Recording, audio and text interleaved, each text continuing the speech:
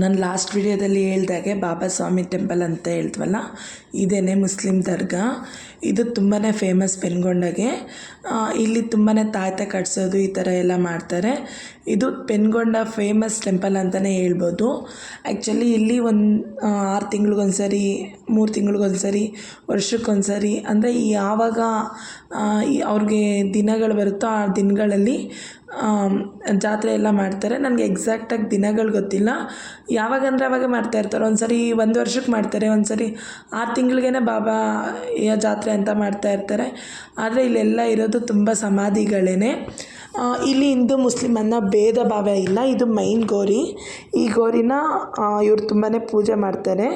ಹಾಗೆ ಈ ಏರಿಯಾದಲ್ಲಿ ತುಂಬಾ ಮುಸ್ಲಿಮ್ ಇದ್ದಾರೆ. ಆದರೂ ಕೂಡ ನಮ್ಮ ಹಿಂದೂಗಳಿಗೆ ಯಾವುದೇ ರೀತಿ ಪ್ರಾಬ್ಲಮ್ ಏನೂ ಮಾಡಲ್ಲ. ಇದು ತುಂಬಾ ಗೋರಿಗಳಿದೆ. ನಾವೆಲ್ಲ ಗೋರಿ ಅಂದರೆ ಭಯ ಬೀಳ್ತೀವಿ, ಬಟ್ ಮುಸ್ಲಿಮ್ಸು ಗೋರಿ ಅಂದ್ರೇ ಅದಕ್ಕೆ ಪೂಜೆ ಮಾಡ್ತಾರೆ. ನಾನು ಈ ಜಾತ್ರೆಗೆ ಸುಮಾರು ಸಾರಿ ಬಂದಿದ್ದೀನಿ. ಜಾತ್ರೆ ಟೈಮಲ್ಲಂತೂ ತುಂಬಾ ಚೆನ್ನಾಗಿ ಅನಿಸುತ್ತೆ ಇಲ್ಲಿ.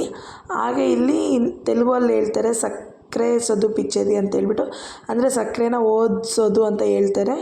ಅದನ್ನೆಲ್ಲ ಮಾಡಿಸಿದ್ರೆ ತುಂಬಾ ಒಳ್ಳೆಯದು ಅಂತ ಹೇಳ್ತಾರೆ. ನಾವು ಹೋದಾಗೆಲ್ಲನೂ ಮಾಡಿಸ್ತಾ ಇದ್ವಿ, ಬಟ್ ಈ ಸರಿ ನಾನು ಮಾಡಿಸಿಲ್ಲ. ನೆಕ್ಸ್ಟ್ ಟೈಮ್ ಹೋದಾಗ ಮಾಡಿಸ್ಬೇಕು. ನೋಡಿ, ಎಲ್ಲ ಸುತ್ತಮುತ್ತ ನೋಡಿದ್ರೂ ಕೂಡ ಸಮಾಧಿಗಳೇ ಇದೆ. ಹಾಗೆ ಇಲ್ಲಿ ಪ್ರತಿದಿನ ಕೂಡ ಜನಗಳು ಬಂದು ಇಲ್ಲೇ ನಿದ್ದೆ ಮಾಡ್ತಾರೆ.